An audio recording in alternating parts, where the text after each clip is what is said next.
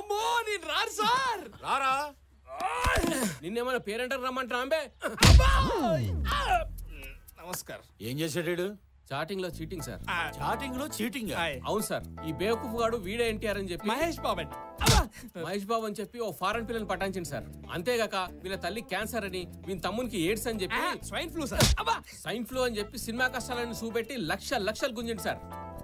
తీరా అమ్మాయి ఆడికెళ్ళి ఇండియాకి వచ్చి వీళ్ళ అందాన్ని చూస్తే ఏముంది సార్, ఫుల్ షాక్ సార్.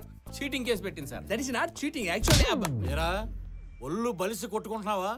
నా జూరిస్డిక్షన్ లో ఏ ఆడపిల్లకైనా అన్యాయం జరిగితే నేను ఊరుకోనన్న సంగతి నీకు తెలియదా? ఇది అన్యాయం సార్. అది మీ జూరిక్షన్ కాదు కదా, ఈ దేశం కూడా కాదు, అమెరికా. నా స్టేషన్ కి వచ్చి కంప్లైంట్ పెట్టాక ఏ ఆడపిల్ల అయినా సరే, అది అమెరికా అయినా అంబరపేట అయినా ఒకటే, ఈ బాడియాగాడిని తీసుకెళ్లి జీవితంలో చాటింగ్ చేయకుండా తోవండ్రా.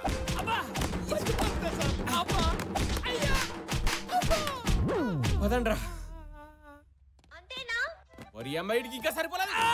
ఇంకా cell phone sir, ring tone sir, Bommarillu sir, Dil Raj sir, Bhaskar sir, Prakash Raj sir.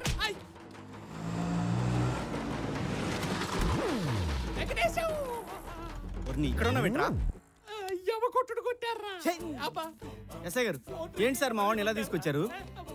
ఏమైంది సార్ అసలు? ఈడొక పెద్ద ఇంటర్నేషనల్ క్రిమినల్. ఆ ప్రూఫ్ ముందే క్రిమినల్ ఏదో తెలియక చేశాడు, వదిలేండి సార్. ఇంత చేసిన ఇంకా లవ్ ఏందో. ఏమైందిరా? వీడిని వదిలేమంటుంది. వీడిని అది చాలా డీప్ గా లవ్ చేసిందట. వీని అందం చూసి కాదు, గదేంది ఆత్మను చూసి. ఆత్మ కాదు సార్, మనసు. మనసును చూసి ప్రేమించిందంట. కోపం మొత్తం పోయిందట. కేసు విత్డ్రా చేసుకుంది. ఎస్ఐ గారు నన్ను నమ్మండి సార్, మళ్ళీ ఇలా జరగకుండా చూసుకుంటాను. నిన్నటి వరకు లవ్ అన్నావు, ఇప్పుడేమైంది? ఇదిగో నువ్వు అనవసరంగా ఇన్వాల్వ్ అవ్వకు. నేను అమెరికా పిల్లని పెళ్లి చేసుకోను. ఏ రోగం?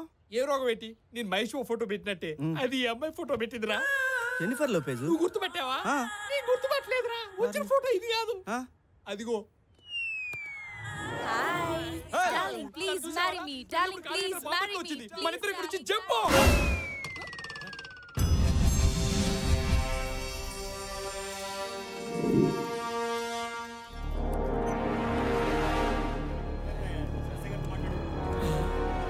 ఈ డ్రెస్ ఏంటి, ఈ ప్లేస్ ఏంటి, పోలీసులు ఏంటి, ఏంట్రా ఎందుకు ఇక్కడ తీసుకొచ్చావు? ఏం లేదురా, చిన్న అడ్వెంచర్ చేద్దామని. అడ్వెంచరా? నాకు చిన్నప్పటి నుంచి సాహసాలు చేయడం అంటే భలే ఇష్టంరా. ఈ సుమ గాలిద్దామా, ఆ బైక్ సీట్ చింపేద్దామా, ఏం చేద్దాం చెప్పరా? చెప్పు. అవేం కాదురా, లోపల ఎవిడెన్స్ రూమ్ లో మనకు కావాల్సిన ఫోటోలు నెగిటివ్లోనే, అవి ఎత్తుకొచ్చేద్దాం అంతే. ఏం కావాలి సార్? డీసీపీ గారిని కలవాలి సార్. ఈ రోజు కలవటం కుదరదు. ఈ రోజు అలాగని కలవాలి సార్. చెప్తుంటే అర్థం కావట్లేదయ్యా. ఎవరు మీరు? నేను విష్మేకర్ ఫౌండేషన్ వాలంటీర్ అండి. ఇతను క్యాన్సర్ పేషెంట్ సార్, తొందరలోనే పోతాడు. ఇలా సడన్గా పోయేవాళ్ళు ఆఖరి కోరిక తెచ్చడం మా ఫౌండేషన్ లక్ష్యం అండి. ఇతనికి వన్ డే ఏసీపీగా ఉండాలన్నది కోరిక సార్.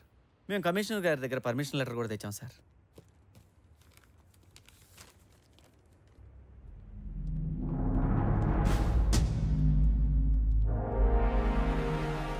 సార్ వీళ్ళిద్దరు ఈ రోజంతా ఇక్కడే ఉంటారు.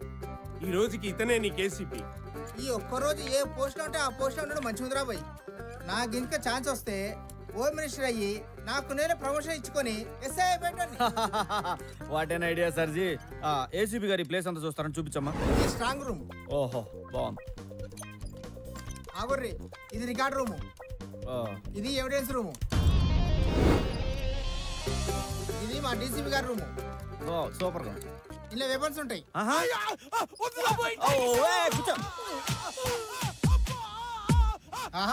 ఏసీపీ గారికి అన్నేరుక మస్తు హుషారున్నాడు.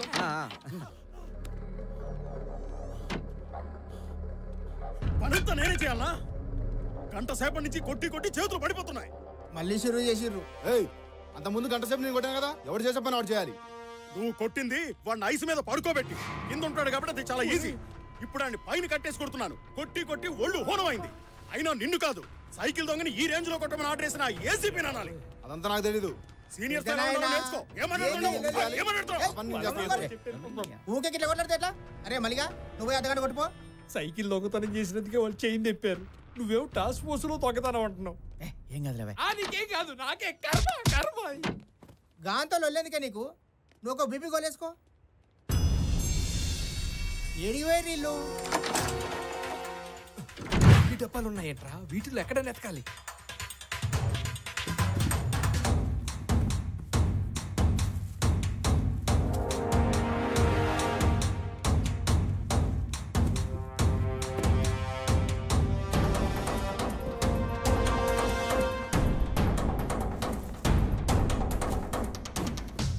ఒరే సినిమా స్క్రిప్ట్ రా.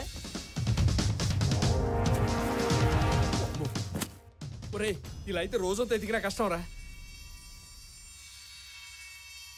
2010 లేదురా, వీటిలో ఉండదు. ఎందుకంటే ఈ బాక్సులన్నీ రెగ్యులర్గా ఎవిడెన్స్ కోసం కోర్టు తీసుకెళ్తాడు. ఏదైనా పాత దాంట్లో పెట్టుంటాడు. అంటే ఓల్డ్ ఇయర్. కరెక్ట్, ఖచ్చితంగా పాత దాంట్లో. 97, 86, 78, 77, 77 లాస్ట్ రా.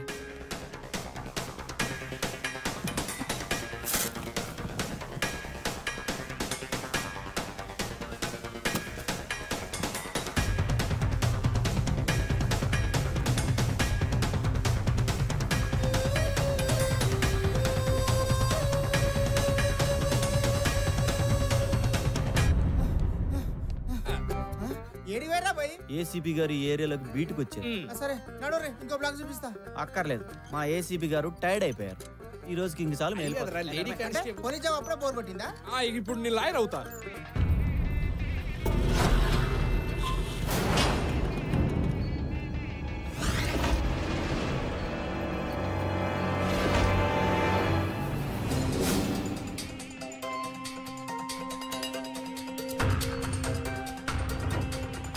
అదే లేదండి, మంచి ముహూర్తం అని సడన్ గా పెట్టుకున్నాం. మీరు తొందరగా వచ్చేయండి, టైం అవుతుంది.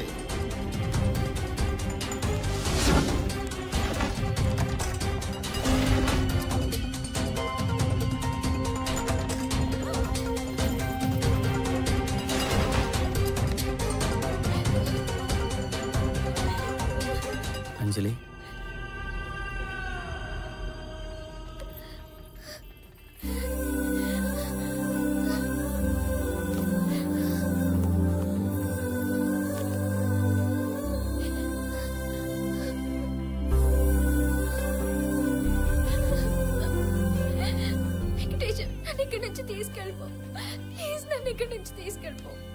ఎక్కడికి? నీ ఇష్టం. ఇక్కడే ఉంటే వాడు ఎవడికో ఇచ్చి పెళ్లి చేసేస్తారు. లేదు, నీ పెళ్లి నాతోనే జరుగుతుంది. అయ్యో నీకు అర్థం కావడం లేదు. మా నాన్న ఆల్రెడీ డిసైడ్ అయిపోయాడు. తను ఒక్కసారి అనుకుంటే ఎవరు చెప్పినా వినడు. మన పెళ్లి జరగనివ్వడు. ప్లీజ్ వెంకటేశ్వర, నన్ను తీసుకెళ్ళు. అంజలి, నువ్వు ఎక్కడున్నావో నాకు నేను తెలుసుంటే ఖచ్చితంగా లేపుకెళ్ళేవాడిని. కానీ నిన్ను నాకు ఆవిడ తగిలేడు. అతను తన కూతురు కోసం పడే తపన, తనకేమవుతుందని పడే బాధ, అవన్నీ చూశాక నేను ఇప్పుడు ఆ పని చేయలేను. బయట మీ నాన్నని చూశాను, ఆయన చాలా సంతోషంగా ఉన్నారు. ఆయన అంతే సంతోషంగా నిన్ను నా చేతుల్లో పెడతారు. నా మాట నమ్ము. అయ్యో అర్థం చేసుకో, అది జరిగే పని కాదు. లేదు, నేను చెప్తున్నా కదా, నన్ను నమ్ము, జరుగుతుంది.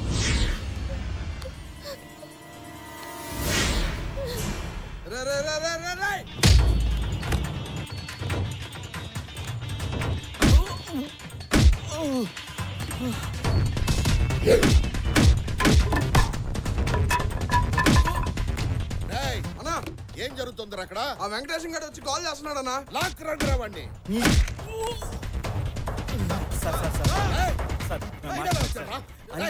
ప్రాణం సార్, తను చాలా బాగా చూసుకుంటాను సార్. మాట్లాడమని sir, please sir. Sir sir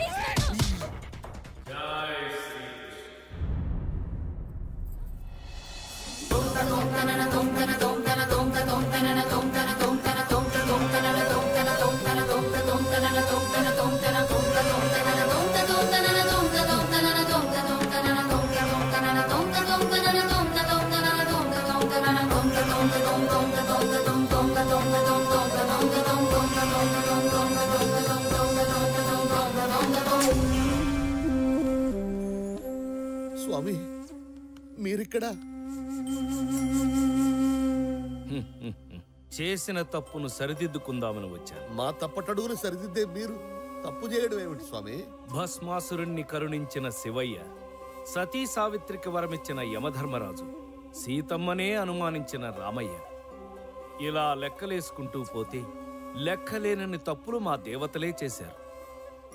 తప్పు చేయడం మానవనైజమే కాదు, మానైజం కూడా. ఆహా, తప్పొప్పుల గురించి ఎంత బాగా సెలవిచ్చారు స్వామి. ఇదే విషయాన్ని భాగవతంలో వ్యాసుల వారు. పైగా నేను తప్పు చేసింది కూడా నా ప్రియభక్తుడివైన నీ విషయంలోనే. నా విషయంలోనా? అవును, నీ కూతురు పెళ్లి విషయంలో. ప్రేమస్థానం, నేను చెప్పేది జాగ్రత్తగా విను. లోక కళ్యాణార్థం నా భక్తుల సుఖ సంతోషాల కోసం నేను హిమాలయాల్లో తపస్సు చేస్తున్న సమయంలో ఓం కృష్ణాయ నమః, ఓం కృష్ణాయ నమః.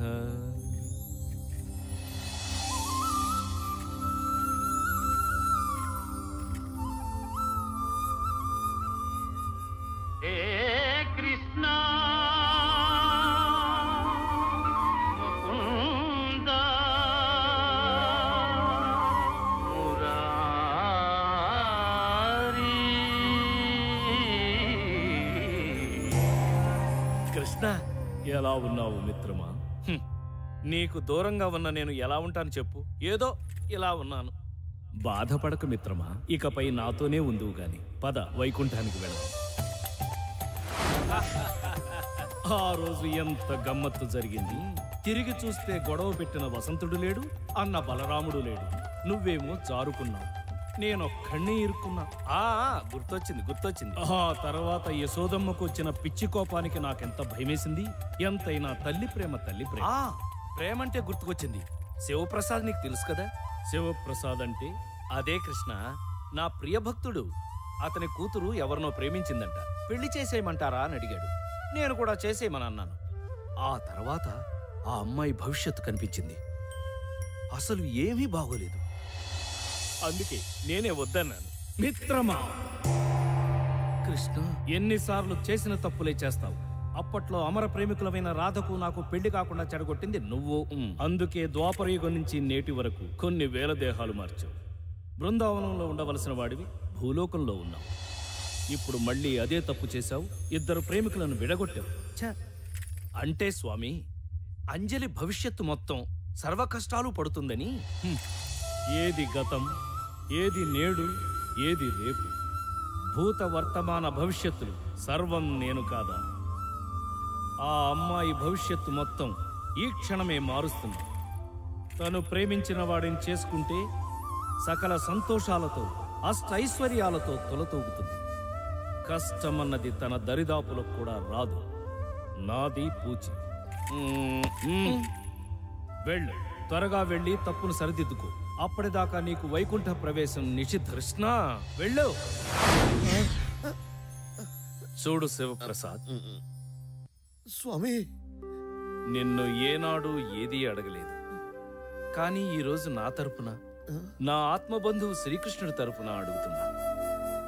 నీ కూతుర్ని తను ప్రేమించిన వెంకటేశానికే ఇచ్చి పెళ్లి చెయ్యి. Okay sir. ఆపరా నీ డ్రామా.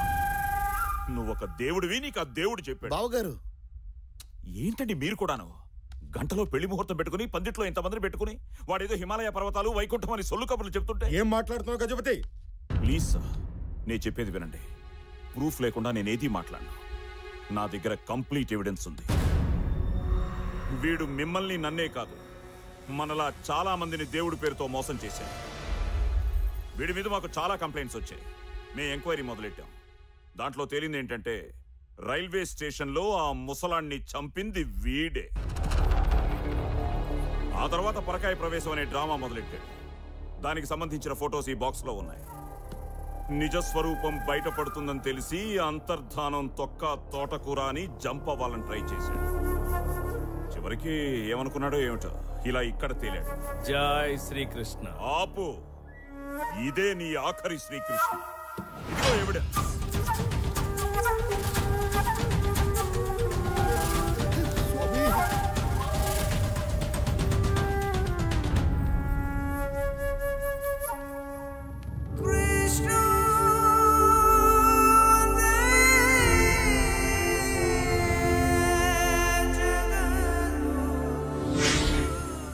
అదేంటి స్వామీజీ, తావీజ్ మహిమ.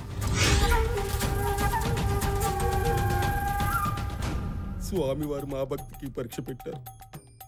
ఆయన అసలు దేవుడే కాదని చెప్పారు. కానీ మేము నమ్మలా. మా భక్తి స్వచ్ఛమైంది. ఆయన పెట్టిన పరీక్షలో మేము పాస్ అయ్యాం, కానీ నువ్వు ఓడిపోయావు. చూసే కళ్ళు నమ్మే మనసును బట్టి ఉంటుందయ్యా. మేమందరం స్వామివారిని దేవుడని కొలిచాము.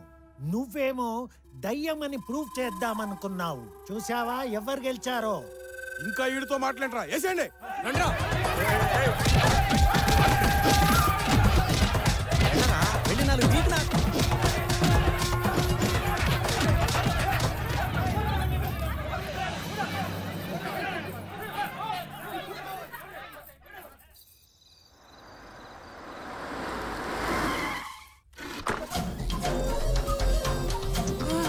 స్వామి అది నేనేరా.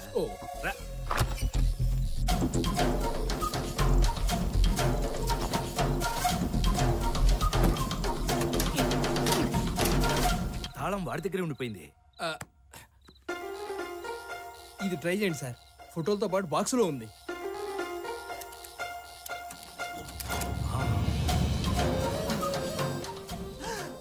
బ్యాంకులో కన్నా బాబాల దగ్గరే డబ్బు ఎక్కువ ఉంది.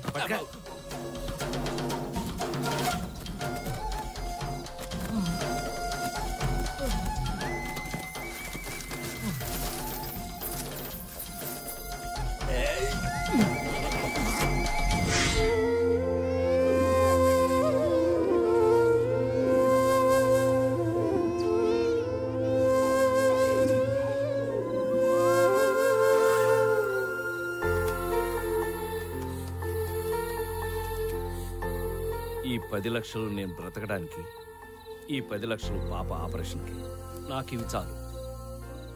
ఈ మిగతా డబ్బు తీసుకెళ్లి వెంకటేశానికి ఇచ్చి చిన్నపిల్లలకి హాస్పిటల్ కట్టించమని చెప్పు. అక్కడ ప్లాస్టర్ దగ్గర నుంచి క్యాన్సర్ మందుల దాకా అన్ని ఫ్రీగా ఇవ్వాలని చెప్పు. ఇంత డబ్బు వెంకటేశంకి? వాడి మీద నాకు ఆ నమ్మకం ఉంది. ఆ రోజు నుంచి ప్రసాద్ అలియా స్వామీజీ ఎవరికీ కనిపించలేదు. ఏమైపోయాడో, ఎక్కడున్నాడో ఎప్పటికీ ఎవరికీ తెలియదేమో.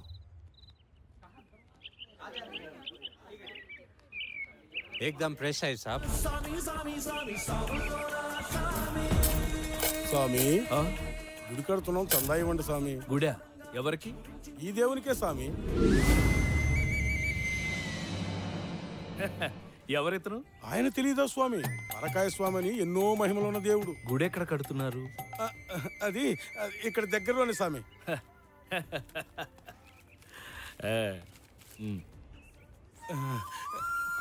స్వామి